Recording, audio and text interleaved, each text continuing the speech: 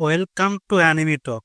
Enemy টকের against the sky সুপ্রিমের চতুর্থ পর্বে আপনাদেরকে স্বাগতম। আজকে আমরা শুরু করব সেখান থেকে যেখানে তৃতীয় পর্ব শেষ হয়েছিল, যেখানে উই এবং তার সঙ্গীরা টানইউনের মুখোমুখি হয়েছে, আর উই এর সঙ্গীরা টানইউনের সাথে লড়াইয়ে খুব বাজেভাবে হেরে যায়, যা দেখে উই রেগে গিয়ে তার সোর্ড বের করে টানইউনের উপর আক্রমণ করে, কিন্তু টানইউন তার সোর্ড ব্যবহার করে তার অ্যাটাক প্রতিহত করে। তারপর উই একসাথে 3টা সোর্ড টানইউনের দিকে ছুড়ে দেয়। টানইউন কৌশলে সেটা থেকে নিজেকে বাঁচিয়ে নেয়, আর সে তার স্কিল ব্যবহার করে আর অ্যাটাক করে। আর এই অ্যাটাক প্রতিহত করার উইয়ের পক্ষে সম্ভব ছিল না, তাই সে পালাতে শুরু করে। তবু টানইউন তার উপর অ্যাটাক করে, কিন্তু উই তার সঙ্গীদের একজনকে ঢাল হিসেবে ব্যবহার করে নিজেকে বাঁচিয়ে নেয়। উই অনেক ভয় পেয়ে যায়।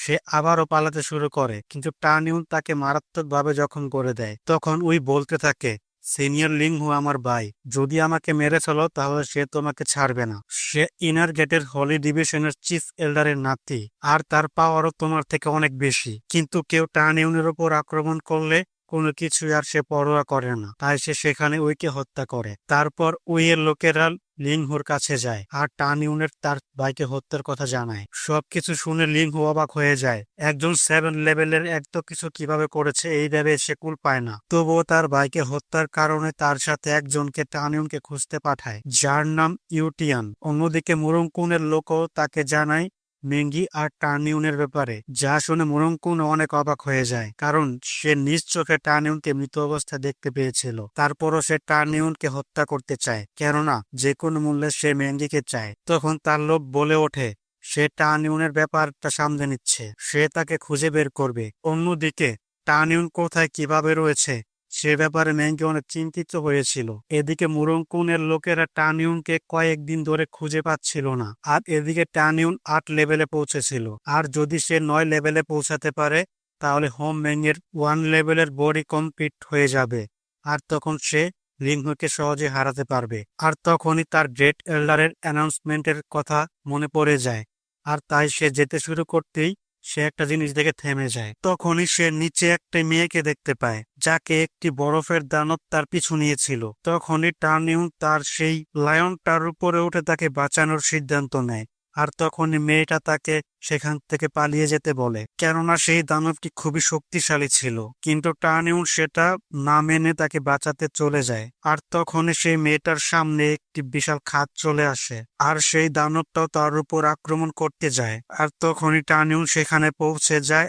আর সেই অ্যাটাকটা নিজের অ্যাটাক দিয়ে প্রতিহত করার চেষ্টা করে। কিন্তু টার্নিউন বুঝতে পারে সে বেশি সময় সেটাকে প্রতিহত করে রাখতে পারবে না, তাই সে মেয়েটাকে খুব তাড়াতাড়ি সেখান থেকে পালিয়ে যেতে বলে, কেননা যদি সে সেখান থেকে না পালায় তাহলে সেখানে দুজনেই মারা পড়বে। কিন্তু মেয়েটা তাকে বিপদে ফেলে চলে যেতে চাচ্ছিল না, কিন্তু সে বুঝতে পারে সে না গেলে দুজনের বিপদ বাড়বে, তাই সে সেখান থেকে পালাতে শুরু করে। আর তখন সেই দানবটা তার সেই শিল্ডের উপর একটানা আঘাত করতে থাকে, কিন্তু তখনই সেই লায়নটা এসে সেই দানবটার উপর আক্রমণ করে, আর এই সুযোগে টার্নিউ সেখান থেকে পালিয়ে মেয়েটার কাছে চলে যায়। সেই লায়নটা সেই দানবটাকে আক্রমণের অনেক চেষ্টা করে, কিন্তু সেই বরফের দানবটা তার উপর খুব জোরে একটা অ্যাটাক করে, আর সেই লায়নটা অনেক দূরে ছিটকে পড়ে, যা দেখে টার্নিউন খুব তাড়াতাড়ি তার কাছে পৌঁছায়, আর গিয়ে দেখতে পায় লায়নটা খুব গুরুতর আহত হয়ে পড়েছে। তখন টার্নিউন তাকে বলে ওঠে, তোমার কিছু হবে না, আমি তোমাকে ড্রাগন গডসের থেকে বেশি শক্তিশালী বানাবো।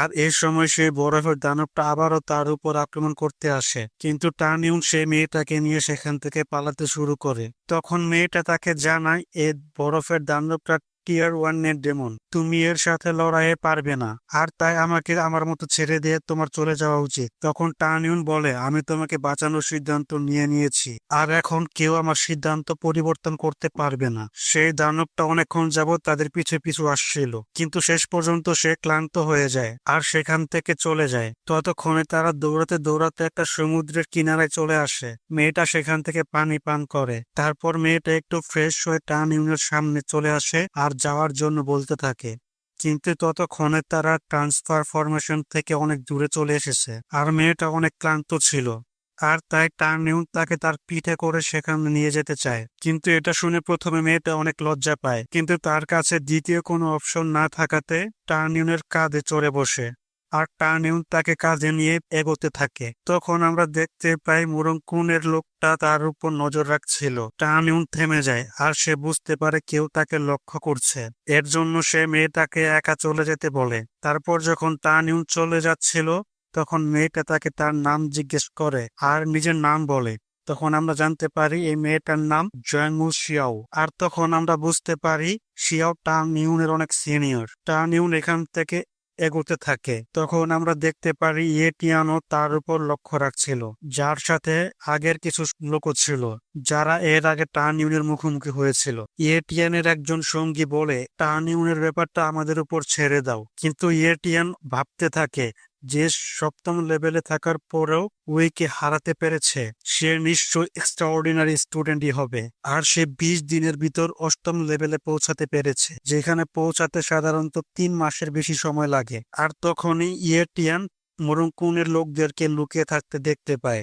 আর তাই সে সেখানেই অপেক্ষা করতে থাকে। আর তখন মুরুংকুনের লোকেরা টানিউনকে ঘিরে ধরে। মুরুংকুনের পাঠানো লোকটার হাইট ছোট হওয়াতে টানিউন তাকে নিয়ে মজা করতে থাকে, কিন্তু মুরংকুনের পাঠানো লোকটা টানিউনকে সারেন্ডার করতে বলে। তাকে দুটি অপশন দেয়, হয় সারেন্ডার না হয় মৃত্যু। কিন্তু টানিউন সব সময়ের মতো তার প্রস্তাব প্রত্যাখ্যান করে। তখন মুরংকুনের লোক বলে, আর তখন সে তার লোকদেরকে তার উপর আক্রমণ করতে বলে। একজন তার সোর্ড নিয়ে এগিয়ে যায়, কিন্তু টানিউন তার স্পিড ব্যবহার করে তার পিছনে চলে আসে আর তাকে পিছন থেকে একটা লাথি দেয়, যা দেখে মুরংকুনের পাঠানো লোকটা ভয় পেয়ে যায়। তখন সবাইকে একযোগে আক্রমণ করতে বলে।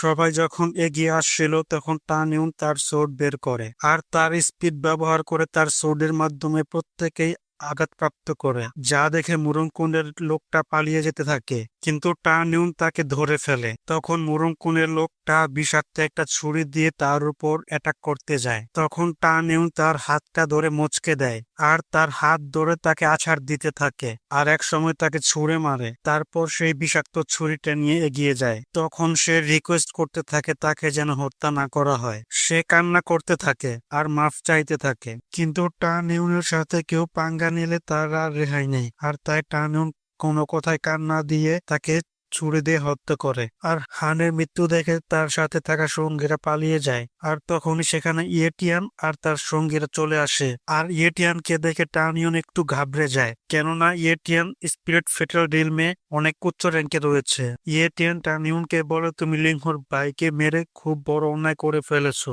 এখন তুমি মরার জন্য প্রস্তুত হও। টানিউনও তাকে সামনাসামনি লড়াইয়ে চ্যালেঞ্জ করে। টানিউনের চ্যালেঞ্জের কারণে টিয়ান তার সঙ্গীদের নিয়ে তার উপর আক্রমণের জন্য এগিয়ে যেতে থাকে। আর তখনই টানিউন হোম ম্যান গডাইস ব্যবহার করে আর ইয়েটিয়ানের সব সঙ্গীদের তার কন্ট্রোলে নিয়ে নেয়। আর এই সুযোগে টানিউন ইয়েটিয়ানের উপর আক্রমণ করে আর তার গালে একটি আঁচড় করতে সক্ষম হয়। এর ফলে ইয়েটিয়ান রেগে যায় আর নিজের বোর্ডকে ড্রাগন বডিতে ট্রান্সফর্ম করে টানিউনের উপর আক্রমণ করে। তখন টানিউনও বুঝতে পারে ইয়েটিয়ান খুবই শক্তিশালী, কিন্তু সে পিছু হটে না আর তার সব অ্যাটাক থেকে নিজেকে বাঁচিয়ে নেয়। টানিউন ইয়েটিয়ানের সাথে মোটামুটি ভালোভাবে লড়াই করছিল, যা দেখে ইয়েটিয়ানও খুব অবাক হয়ে যায়, কেননা সে গত 100 বছরের টানিউনের মতন এরকম ট্যালেন্টেড কাউকে দেখেনি। তারপর সে আবারও টানিউনের উপর আক্রমণ করতে থাকে। যখন টানিউন তার সোর্ড দিয়ে আক্রমণ করতে যাবে তখন ইয়েটিয়ানও তার বিশাল সোর্ডটা বের করে নেয়। আর তখন তাদের মধ্যে খুব ভয়ানক একটা লড়াই শুরু হয়। এক পর্যায়ে টানিউন ইয়েটিয়ানকে আঘাত করতে সক্ষম হয়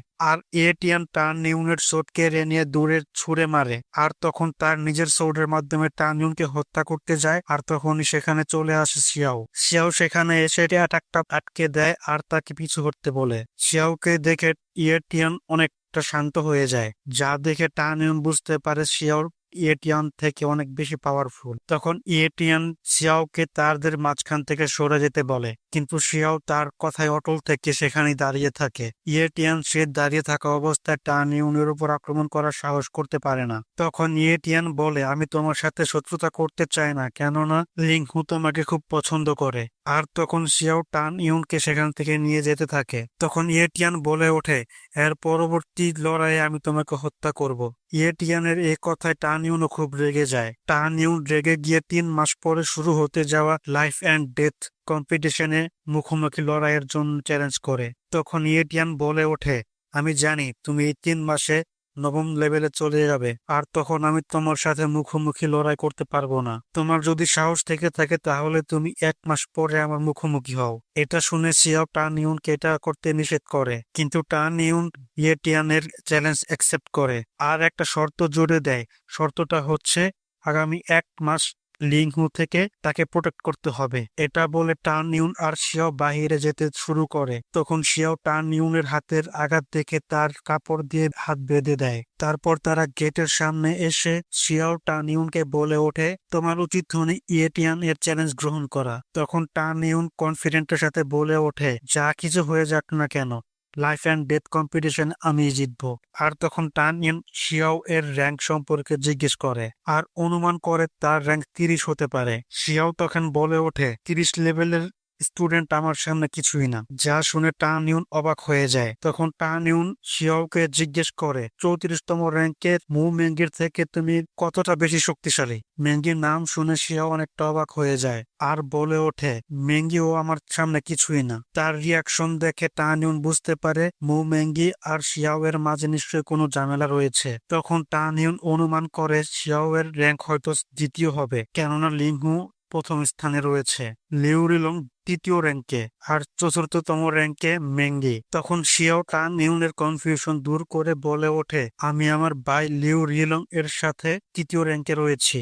যা শুনে টান ইউন খুব অবাক হয়ে যায়, কেননা লিউ রিলং আর শিয়াও তারা দুজন ভাই বোন। আর তখন শিয়াও টান ইউনকে তার ভাইয়ের সাথে পরিচয় করে দিতে চায়, কিন্তু টান ইউন আর্জেন্ট কাজ আছে বলে সেখান থেকে চলে যায়। টান ইউনের এরকম কার্যক্রমে শিয়াও খুব অবাক হয়ে যায়। যখনই টান ইউন বাহিরে চলে আসে তখনই মু মেঙ্গি তাকে দৌড়ে এসে জড়িয়ে ধরে, কেননা এতক্ষণ যাবৎ সে নিরুদ্দেশ থাকাতে সে অনেকটা ভয়ে ছিল। আর তখন সুজিয়ানো সেখানে চলে আসে, আর তখন মু মেঙ্গির চোখ যায় টান ইউনের হাতে বেঁধে রাখা কাপড়ের উপর। আর তখন সুজিয়ান জিজ্ঞেস করে, এই কাপড় কে বেঁধে দিয়েছে? আর তখন টান ইউন শিয়াও এর সম্পর্কে বলে দেয়। যা শুনে সুজিয়ান বলে ওঠে, তোমার ভিতরে তো কোনো মনুষ্যত্ববোধই নেই। মেঙ্গি তোমার চিন্তায় চিন্তিত হয়ে বসে রয়েছে, যা সম্পর্কে তোমার কোনো চিন্তাই নেই, আর তুমি একজন ক্রিমিনালের সাথে ছিলে। তখন টান ইউন বুঝতে পারে মু মেঙ্গি তাকে নিয়ে অনেক চিন্তিত থাকে। আর তখন টান ইউন শিয়াও আর সেই বরফের দানব আর ইয়েটিয়ান সম্পর্কেও বলে দেয়, আর বলে শিয়াও এর সাথে আমার কোনো সম্পর্ক নেই। তখন সুজিয়ান টান ইউনকে শিয়াও এর থেকে দূরে থাকতে বলে, কেননা এর আগে ড্রাগন লিস্ট এর র্যাঙ্কিং এর লড়াইয়ে শিয়াও মু মেঙ্গির সাথে চিট করে তাকে হারিয়ে দিয়েছিল। কিন্তু টান ইউন মনে করে শিয়াও এরকম মেয়ে না। তখন মু মেঙ্গি বলে ওঠে, আমাদের এখন বিশ্রাম নেওয়া উচিত, কেননা আগামীকালকে গ্রেট এল্ডার অ্যানাউন্স করতে যাচ্ছে যেটা গড এক্সামস এর সম্পর্কে। এটা শুনে টান ইউন খুব অবাক হয়ে যায়। টান ইউনের বিশ্বাস করতে কষ্ট। তখন মু মেঙ্গি তাকে কনফার্ম করে আর বলে, এখানে সত্যি গড মেটোরাইট রয়েছে।